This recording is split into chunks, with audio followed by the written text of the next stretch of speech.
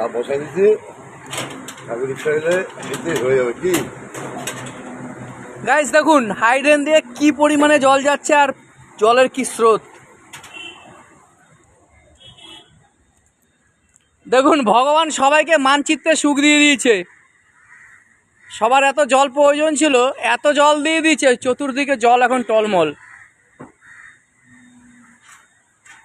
এই আলিপুর রবীন্দ্রনগর এলাকা জলে এখন থই থই। হাঁসে ডাকে প্যাক প্যাক আর মোড়কে খায় খই। রবীন্দ্রনগর এলাকা জলে থই থই।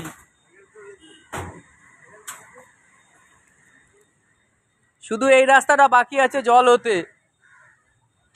এই দেখুন এই রাস্তাটায় জল ওঠেনি, এটুকু বাকি আছে।